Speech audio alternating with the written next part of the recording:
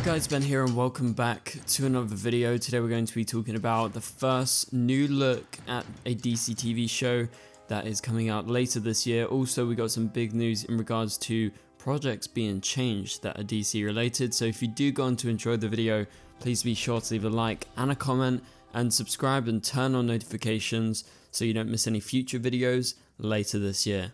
Okay guys, so we've got some interesting topics to talk about today. And this is definitely juicy because we got a new look at Creature Commandos, which is going to be going to San Diego Comic-Con, but not sure if the actual cast and crew are going to be there, but there's going to be bits and pieces there. Like this thing that we're looking at on the screen is the first new look at Creature Commandos. It's from a totally different angle. You can see the castle in the background, but also the characters, they look great, and this is a different look at them, and obviously we get a glimpse of the animated style that we're going to see. And so this is going to be the first DCU project that's going to be given to us. This is going to come out sometime in December, and basically this has been released along with like a comic cover, so it's just kind of like a tie-in order to like promote Creature Commandos to DC fans who read the comics and stuff. And so yeah, this new look, let's break it down, let's talk about it. So on the left we got Frank Grillo, and he is going to be playing Rick Flag Sr., so Rick Flag's dad, and he's going to be kind of the main leader of the Creature Commandos, and I think he looks great. And again, as I said, the animated style, like the design, it looks kind of anime inspired, but then it's very sleek and kind of American, but then, you know, I like it. It's like a good mix of everything. And in the background we got like a castle that could potentially be like, I don't know, Transylvania or something, because we got, you know, all these creatures and, you know, vampires and Frankenstein and zombies and everything like that. So if we go around, we can see Eric Frankenstein. Frankenstein is going to be played by David Harbour. It is the version of Frankenstein that appears in DC, so he'll be pretty much as you expect. And if you look at him, he does kind of have like a more monstrous David Harbour look. Like, you guys know who David Harbour is from Stranger Things, but yeah, I can totally see him coming to live action. And you have to remember, all these castings are made on purpose and the designs are done on purpose so that they can actually all translate over to live action. Like, we've seen Frank Grillo in real life and we know he has a similar hairstyle to this, and I think with a bunch of makeup they can easily make David Harbour look like Eric Frankenstein.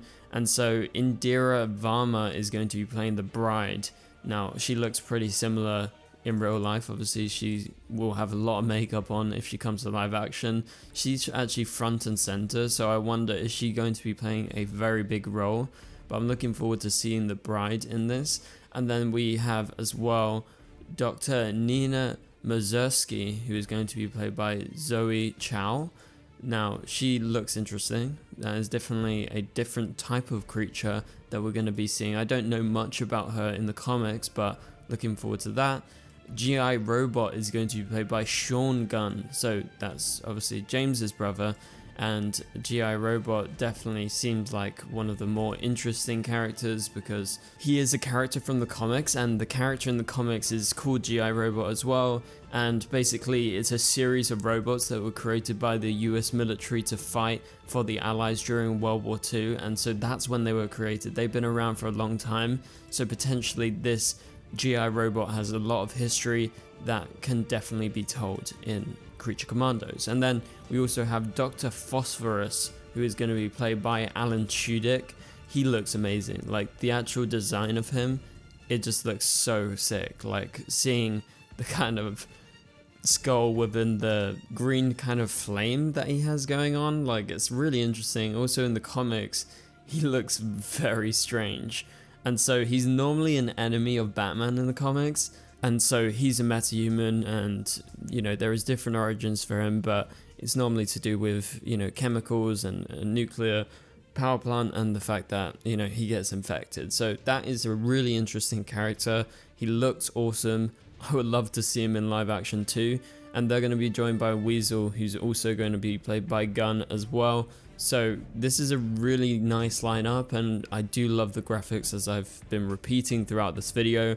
So let me know, are you excited for Creature Commandos, which is officially the first DCU project coming out? Hopefully we get a trailer sometime soon. Would love to get that Comic-Con, but I don't know if that's going to happen for sure. And so for now, let's move on to our second main topic. This is from Variety. I'll leave a link in the description below so you can go ahead and read the article. But this is all to do with the Penguin. So obviously Penguin's a show that's coming out very soon. It's supposed to come out in September.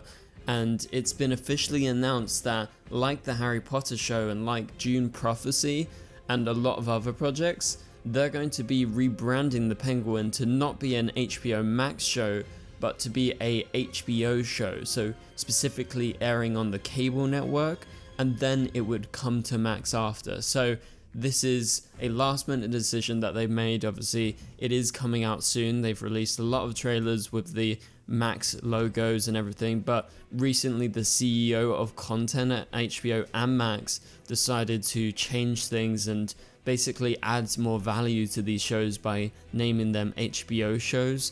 Now obviously there's the problem of oversaturation if they do this to too many shows, but it has to be for their best shows, like for the shows that they know they're gonna get the kind of plaudits that they think it will get. And so there's actually an interesting story around this, because they thought originally the Penguin and Dune Prophecy would be coming out too soon to change the branding, because they'd already, as I said, put out trailers, they put out posters all around the world, and they couldn't contractually make the switch. And so the shows had already been sold to international outlets as Max originals, and those kinds of complicated deals are hard to unwind and revise.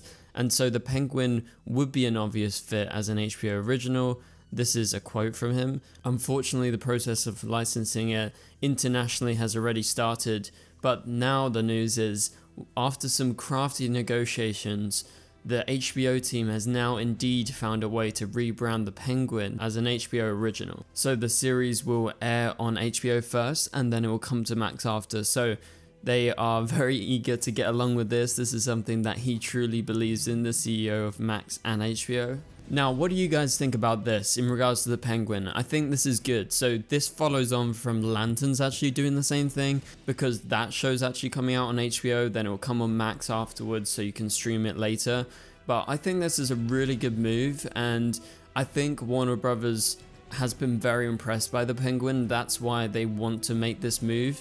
And despite it coming out so soon and them believing, oh, it couldn't be done because of all the international deals that they've already done, releasing it and, you know, selling the project as a Max original, well, they've actually been able to work around it because they believe in the project so much.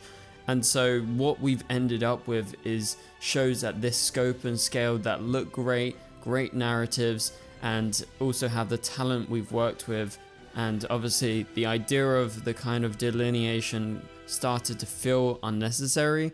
Like, why are we doing this? Let's just call them what they are, HBO shows, because he believes shows like The Penguin were of HBO quality, but then they were just branding it as Max, and Max doesn't have that same effect. But I think this is the best of both worlds, as I've previously said before when I talked about Lanterns. I think releasing it on HBO obviously gives them that kind of upstanding quality where you're like, oh, it's an HBO show, it's like Game of Thrones or something. And then after that you can release it on Max, so it's releasing on both. Like, they can't lose out on this, because if someone isn't subscribed to HBO, they don't have cable, that's fine, they can go later that day and watch it on Max. And so Max will gain subscribers if someone isn't subscribed to Max right now. Also, Max is just released in Europe, so that means there is the possibility of people abroad watching it. I know it's really hard to watch it here in the UK because we don't have HBO, we don't have Max. It's going to be releasing on Sky, but Sky, not everyone has that. Like, it's very expensive here. I guess it's kind of equivalent to kind of cable or like a streaming service that is just very expensive if you don't use it all the time. So yeah, I think this is like the best of both worlds, and I'm happy that they've gone ahead and rebranded the Penguin along with Lanterns as well, because I think this is going to be a good thing, and I like it that they are being creative, being different after Max has not necessarily completely worked out as an experiment. And I've talked about this and how, you know, them rejecting deals like back when, you know, the CW was a thing and you had all the DC shows, they rejected deals from Netflix, and it ended up killing the CW and the DC shows because they didn't have that deal. Superman Lois doesn't air on Netflix. They don't get a bunch of money for it, and it just went straight to Max.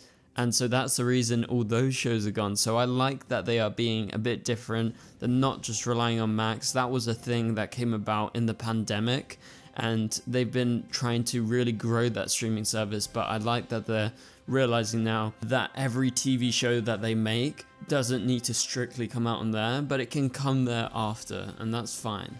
So that pretty much does it for this video, guys. Thank you guys so much for watching. Hopefully you enjoyed the video. It's been a video of 2 parts, obviously, with Creature Commandos breaking down the new look, and then also talking about the Penguin and it moving to HBO instead of Max. So hopefully you enjoyed it, and I've kept you up to date. If you did, please be sure to leave a like and a comment. It would help this video get out there. Also subscribe and turn on notifications so you don't miss any future videos. But for now, you can click on the top right corner of the screen to watch my latest video, and I'll catch you guys later. Goodbye.